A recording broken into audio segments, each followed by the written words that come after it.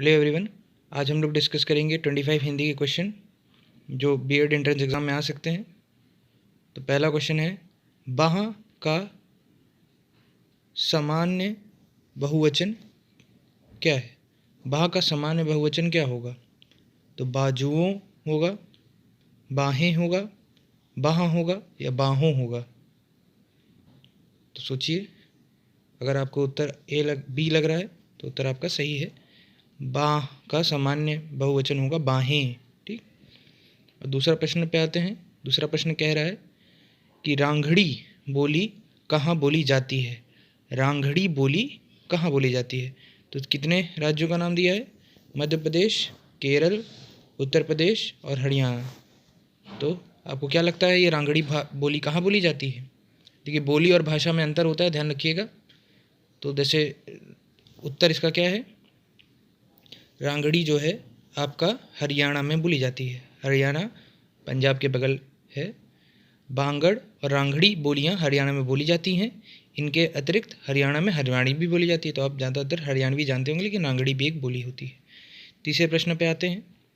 तीसरा प्रश्न कह रहा है कि दिए गए वाक्यों में से सही वाक्य बताइए। तो हमें सही वाक्य का चुनना है। ये प्रश्न हमेशा आता है। तो आपके सामने चारों प्रश्न हैं। यद्यपि वह बीमार था परंतु वह मेला गया, पहला ऑप्शन है। दूसरा, यद्यपि वह बीमार था तथापि वह मेले में गया, दूसरा ऑप्शन है। थर्ड, यद्यपि वह बीमार था तो भी वह मेला में गया, थर्ड ऑप्शन है। और लास्ट कहता है यद्यपि वह बीमार था फिर भी वह मेले में गया। तो मेरे हिसाब से अब आप सोच के बताइए क्या उत्तर होगा तीसरे प्रश्न का। तो अगर आप ऑप्शन लगाते हैं क्या, बी, तो एक अब एकदम सही है, क्योंकि जो यद्यपि शब्द है, ये जो यद्यपि है वो तथापि के क्या है, अव्यय है, साथ में ही आता है। जैसे नाइदर नॉर आता है, इसी तरह यद्यपि तथापि आता है। तो अतः सही वाक्य है यद्यपि वह बीमार था तथापि वह मेले में गया। ध्यान रखिएगा। आगे आते हैं। इस तरह आपके पास चौथा प्रश्न है। क्या कह रहा है? निम्न में से कौन सा क्रिया विशेषण का भेद नहीं है? ये नहीं शब्द पर जोर डालिए। कई बार होता क्या है कि नहीं हम पढ़ ही नहीं पाते, तो नहीं शब्द है। कौन सा क्रिया विशेषण का भेद नहीं है? देखिए क्या है ऑप्शन में, स्थानवाचक, जातिवाचक, रीतिवाचक, परिमाणवाचक। तो कौन सा होगा? आप जानते हैं कौन सा? जातिवाचक। जातिवाचक संज्ञा होती है, जातिवाचक आपका क्रिया नहीं होती। इसको ध्यान में रखिएगा। अब आते हैं हमारे पाँचवें प्रश्न पर। चैनल को सब्सक्राइब कर लीजिए और वीडियो को लाइक कर दीजिए अगर पसंद आ रही हो। रेगुलर 5 क्लासेस होती हैं हमारी। टाइमिंग आपको कम्युनिटी पेज पर दिखेंगी। तो हमारी क्लासेस रेगुलर होती हैं। ये अब पाँचवें क्वेश्चन करते हैं हम लोग। क्या है? उपमेय और उपमान के बीच समानता बताने वाले शब्दों को डैश कहते हैं। क्या कहा जाता है? उपमेय और उपमान में समानता दर्शाने वाले शब्दों को क्या कहा जाता है? यही आपको बताना है। तो रूपक, वाचक, उपमा या उपमान क्या बोला जाता है? तो बोलते हैं हम लोग उससे वाचक। अगर एग्जाम्पल लें तो जैसे कि राम का मुख चंद्रमा के समान सुंदर है। तो यहाँ जो के समान शब्द है, के समान क्या बता रहा है? एक वाचक है जो उपमेय और उपमान की बीच समानता बताने में मदद कर रहा है। इसको ध्यान रखिएगा। उत्तर क्या होगा? वाचक, दूसरा ऑप्शन। अब आ जाते हैं हमारे तीसरे प्रश्न पर, सॉरी सिक्स्थ प्रश्न पर। क्या कह रहा है कि क्रिया के जिस रूप से वर्तमान में क्रिया के संदेह का बोध हो वहाँ डैश काल होता है। तो संदेह, देखिए एक शब्द आ रहा है यहाँ, संदेह, और वर्तमान शब्द आ रहा है। तो दो शब्द आ रहे हैं, वर्तमान और संदेह। उत्तर क्या है? ऑप्शन क्या है? संभाव्य भविष्य, अपूर्ण वर्तमान, संदिग्ध वर्तमान या संदिग्ध भूत। तो क्रिया के जिस रूप से वर्तमान में क्रिया के संदेह का बोध हो वह क्या कहलाएगा? आपका उत्तर एकदम सिंपल है, संदिग्ध वर्तमान कहलाएगा। कुछ क्वेश्चन लॉजिक के भी आते हैं। हिंदी में भी लॉजिक आपको पता होना चाहिए कि लॉजिक क्या है। जैसे बताया कि बीएड एंट्रेंस 2022 के लिए हम लोग के यहाँ पूरी कंप्लीट प्रिपरेशन हो रही है और डेली क्लासेस हो रही है। बहुत मेहनत कर रहे हैं। आप भी उतनी मेहनत करें तो आपको पक्का है गवर्नमेंट सीट मिलेगी। ठीक है। तो जो टाइमिंग है वो है जीके की 7 AM को होती है जीके की। ठीक है, ध्यान रखिएगा। और 10 AM पे आपकी सामान्य ज्ञान होगी और जीके ट्रिक्स है 7 AM को और सामान्य ज्ञान की है 10 AM पे। रीजनिंग होगी 12 PM से। कला वर्ग है स्पेशल 3 PM और हिंदी और विज्ञान वर्ग के लिए 5:30 बजे से हमारी क्लासेस चलती हैं, ठीक है। तो प्लीज़ चैनल सब्सक्राइब करिए, डेली अपडेटेड रहिए, तभी आपको मदद होगी और मज़ा आएगा आपको पढ़ने में। तो हमारा 7वां प्रश्न क्या है? 7वां प्रश्न कह रहा है कि घर की आय के हिसाब माँ ही रखती हैं।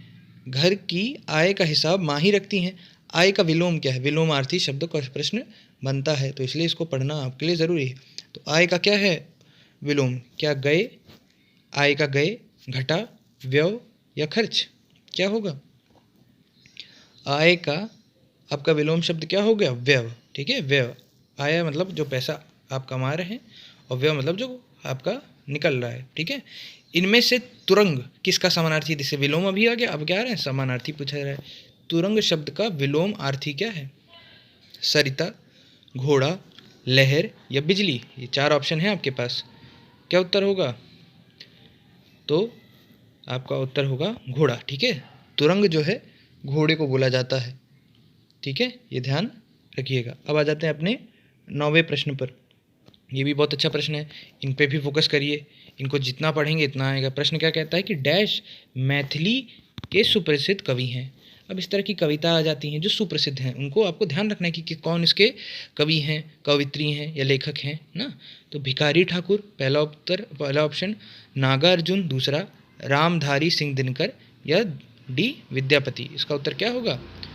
अगर उत्तर मालूम है तो सोच लीजिए और लॉक कर दीजिए, और हम लोग चेक करते हैं उत्तर क्या है इसका? विद्यापति, ठीक है। तो विद्यापति को मैथिली साहित्य में सबसे ऊंचा दर्जा प्राप्त है, ठीक है। विद्यापति के बाद मैथिली साहित्यकारों में गोविंद दास, चंदा झा और अलग अलग प्रकार के कवि उल्लेखनीय हैं, ठीक। अब आ जाते हैं अपने 10वें प्रश्न पर। क्या कह रहा है 10वां प्रश्न? कि दिए गए विकल्पों में सही वाक्य बताइए। सही वाक्य मतलब जो सही लग रहा है पूरी तरीके से, उसमें क्रिया बहुवचन सब एक समान है, ये नहीं है कि उल्टा सीधा है सब। तो ऑप्शन पहला क्या है? उनके अंग काटे गए। दूसरा ऑप्शन क्या कहता है? उसके अंग काटे गए, ठीक। तीसरा ऑप्शन क्या कहता है? कि उनका अंग काटा गया, उनका अंग काटा गया। डी क्या कहता है? उनका अंग उसका अंग काटा गया। तो देखिए क्या क्या सेम है, क्या सेम है आपको दिख रहा? इतना पार्ट जैसे अंग हर जगह, अंग हर जगह, ठीक। और कहीं काटे है, कहीं काटा है, बदल हर जगह यही रहा है, उनका, उसका, उसके, उनके। तो अंग क्या है? यहाँ देखिए बहुत अच्छा प्रश्न है ये। अंग एक प्रकार का एक वचन है, ठीक है।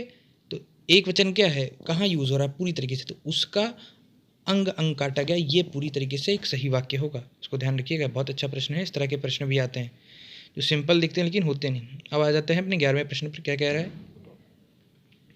जब से आँख लगी तब से न आँख लगी। वाह, फिर से पढ़ते हैं एक बार।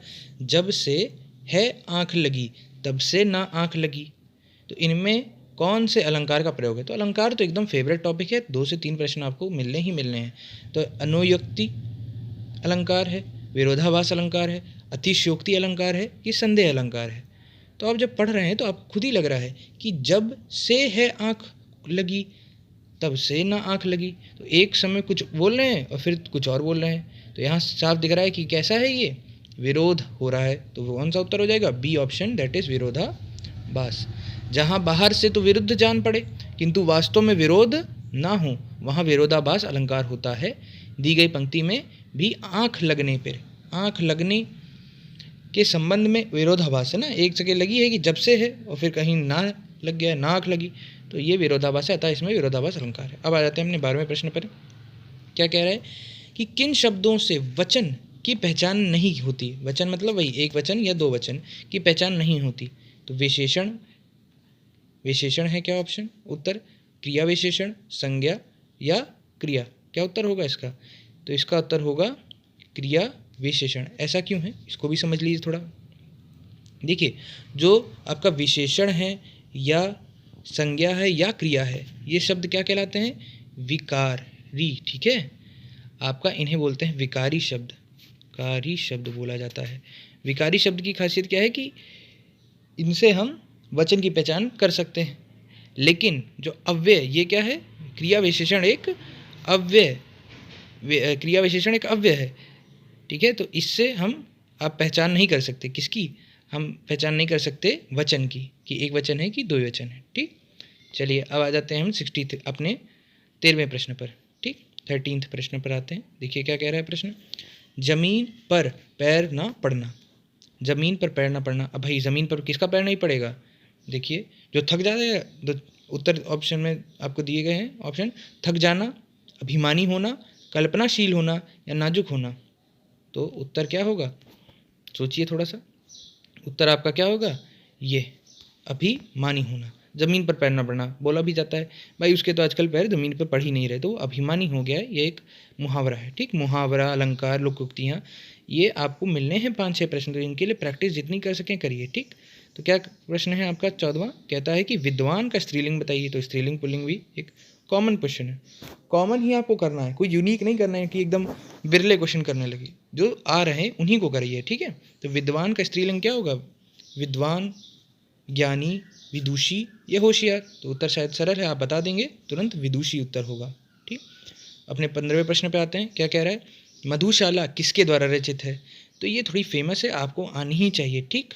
कॉमन चीज़ों में गलती ना करें, मधुशाला, मधुशाला, ठीक है। तो हिंट तो यही है कि ये मधु जो वर्ड है ये बहुत प्रयोग करते थे कौन, जो इसके कवि हैं। तो 4 ऑप्शन दिए, महादेवी वर्मा, सुमित्रा नंदन पंत, मैथिली चरण गुप्त या हरिवंश राय बच्चन। तो उत्तर क्या होगा, हरिवंश राय बच्चन। और ये किसके पिता हैं, ये पिता हैं अमिताभ बच्चन के, ठीक है। तो इनकी और भी कविताएं हैं, जैसे मधुशाला, मधु कलश, मधुबाला, सूत के माला, निशा, तो ये सब इनके ही हैं। तो मधुशाला या मधु कलश, मधुबाला, ये बहुत मधु का प्रयोग करते हैं, जैसे मैंने आपको बताया था। अब आते हैं 16वें प्रश्न पर। 16वां प्रश्न क्या कह रहा है, 16वां प्रश्न आपका कह रहा है कि, एक मिनट देखिए, 16वां प्रश्न, जब कोई सीधे सादे रूप में ना कहकर किसी के माध्यम से कही जाए, कोई बात है, जब कोई बात सीधे सादे रूप से ना कहकर किसी के माध्यम से कही जाए, तो वहाँ कौन सा अलंकार होता है, वहाँ क्या व्यतिरेक होता है, संदेह होता है, विरोधाभास होता है या अनोक्ति होती है। तो ऑप्शन सोचिए क्या होगा, अनियोक्ति होगी, क्या होगी, अनियोक्ति। क्यों होगी देखते हैं, जब कोई बात सीधे साधे रूप में ना कहकर किसी के माध्यम से कही जाए तो वह अनियोक्ति का अलंकार होता है। जैसे आपको एक एग्जांपल बताता हूँ, नहीं पराग नहीं मधुर मधु, नहीं विकास इहीं काल, अली कली ही सो विद्यों, आगे कौन हवाल। तो यहाँ भ्रमर और कली का प्रसंग अप्रस्तुत विधान के रूप में है, जिसके माध्यम से राजा जयसिंह को सचेत किया जा रहा है। तो मतलब आप बस हिंट देते हैं, आप डायरेक्टली बात नहीं कहते। इस तरह के अलंकार क्या कहते हैं, अनियोक्ति। तो आ जाते हैं अपने 17वें प्रश्न में, क्या कह रहा है, लीचू किस भाषा का शब्द है। लीचू बड़ा अच्छा शब्द है, तो उर्दू का है, हिंदी का है, संस्कृत का है, चीनी का है। तो यहाँ देख लीजिए, आप थोड़ा लॉजिक लगाइए, भाई संस्कृत में लीचू, अगर थोड़ी बहुत संस्कृत आपने पढ़ी हो 8वीं 9वीं 10वीं तक, तो शायद नहीं मिला होगा आपको।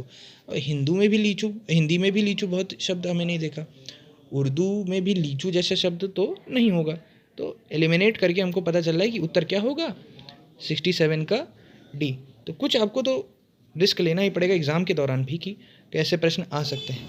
बता दिया गया है कि क्लासेस रेगुलर हो रही हैं, तो इसलिए हमें साथ जुड़े रहिए, तो हम लोग बी एड एंट्रेंस अच्छे से देंगे। अब आते हैं अपने 18वें प्रश्न पर। विप्सा अलंकार को दूसरे किस नाम से जाना जाता है, विप्सा। तो विप्सा शब्द एक शब्द है, अब इस शब्द का क्या है कि इसको दूसरे नाम से कैसे जाना जाता है। तो 4 ऑप्शन आपके सामने दिए हैं, लुप्तोपमा अलंकार, पुनरुक्ति प्रकाश अलंकार, पूर्णोपमा अलंकार और प्रश्न अलंकार। तो इसका उत्तर क्या होगा, पुनरुक्ति प्रकाश अलंकार। तो अच्छा शब्द है ये, विप्सा अलंकार को हम ये शब्द भी कहते हैं, ठीक है। अलंकार के देखिए कितने प्रश्न अभी हम लोग को मिल गए करते करते, 19 क्वेश्चन है। 19वां देखते हैं, उर्दू किस भाषा का शब्द है। उर्दू जो है वो किस भाषा का शब्द है। तो ये बहुत अच्छा प्रश्न है, पूछा जाएगा ये। तो ये है तुर्की का, ठीक है, जर्मनी का नहीं है, तुर्की का है, ध्यान रखिएगा, तुर्की का है ये शब्द। अब आगे आते हैं अपने 20वें प्रश्न पर, ये भी इम्पोर्टेंट है। क्या है, पक्षी के लिए सही पर्यायवाची वाले शब्दों की पंक्ति को चुनिए। ठीक है, क्या चुनना है? पक्षी के सही पर्यायवाची वाले शब्द को पंक्ति से चुनिए। तो ऑप्शन है आपके सामने विहग विहंगम खग, विहाग विहंगम खग, विहाग विहगम खग, विहाग विहंगम खाग। तो ये कठिन है, ध्यान रखिएगा। इनमें छोटी सी आपने मिस्टेक की नहीं तो गए आप, इसलिए ध्यान रखिएगा। उत्तर क्या होगा? विहग विहंगम खग, उत्तर ए होगा। चलिए आते हैं अपने 21वें प्रश्न पर। वीडियो को लाइक कर दीजिए और दोस्तों में शेयर ज़रूर करिए, ठीक है। चलिए अब आते हैं, दिए गए विकल्पों में से हर्ष हर्ष शब्द के विपरीतार्थक शब्द का चयन कीजिए। विपरीत मतलब वही विलोमार्थी शब्द चुननी है, ठीक है। तो हर्ष का विलोम क्या होगा? हर्ष मतलब खुश होना होता है, तो उत्तर क्या होगा इसका? देखते हैं, जीवंतता, विषाद, स्थायी की तत्कालिक। तो उत्तर क्या होगा? विषाद। क्या होगा? विषाद। विषाद हर्ष का क्या है? विपरीत अर्थक शब्द है। अब आगे हैं अपने 22वें प्रश्न पर। क्या है प्रश्न? प्रश्न कहता है कि मोती का तत्सम रूप है। तत्सम और तद्भव वाले प्रश्न भी आते हैं, तो कौन सा है मोती का तत्सम रूप? कौन सा है ऑप्शन में से? मोती, मौक्तिक, मुक्तक या उपयुक्त में से कोई नहीं।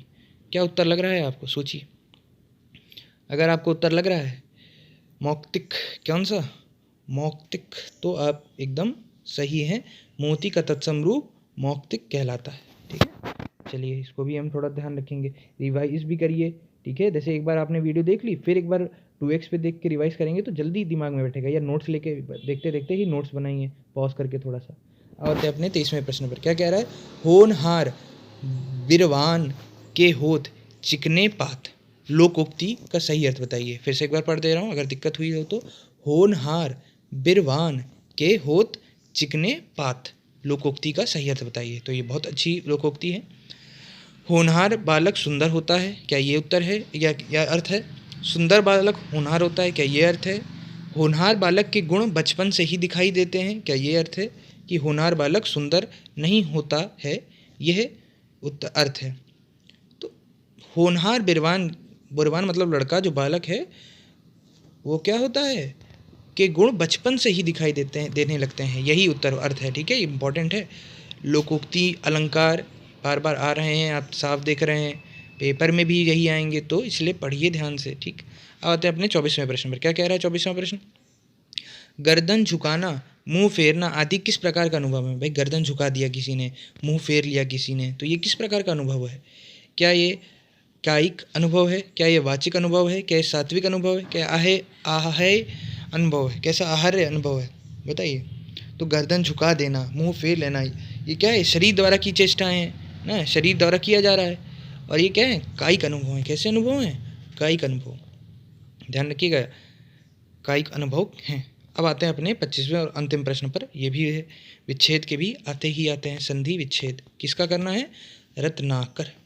तो रत्नाकर का हमें क्या करना है? संधि विच्छेद। देखिए प्रश्न, चारों ऑप्शन है, रतन प्लस आकर, रतन धन आकार, ठीक है, रत्ना धन कर, रति धन आकर। तो क्या उत्तर होगा इसका? ध्यान रखिए, इसका उत्तर होगा आपका रतन धन आकर। रतन धन आकर, ना कि रतन धन आकार। ये बिल्कुल नहीं, ना ही ये और ये, ठीक है। मुझे उम्मीद है कि इन 25 प्रश्नों में आपको अच्छे लगे होंगे। कितने हुए हैं कमेंट बॉक्स में ज़रूर लिखिए।